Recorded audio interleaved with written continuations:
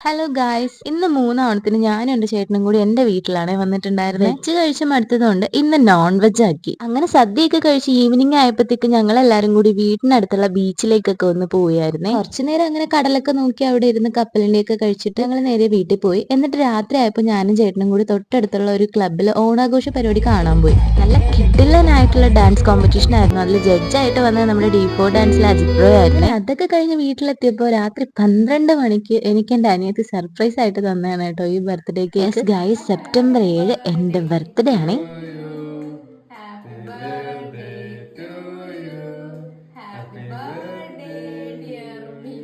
ഞാൻ ഒട്ടും പ്രതീക്ഷിച്ചിരുന്നില്ല രാത്രി 12 മണിക്കുള്ള കേക്ക് കൊണ്ടുവരുമെന്ന്. അങ്ങനെ പാതിരാത്രി കേക്കൊക്കെ കട്ട് ചെയ്ത് എന്റെ ബർത്ത്ഡേ ചെറുതായിട്ടൊന്ന് ഞങ്ങൾ എല്ലാരും കൂടി സെലിബ്രേറ്റ് ചെയ്തു. സർപ്രൈസ് ആയിട്ട് ഈ കേക്ക് കിട്ടിയത് കൊണ്ട് തന്നെ ഞാൻ ഭയങ്കര ഹാപ്പി ആയിരുന്നു. Happy birthday to me.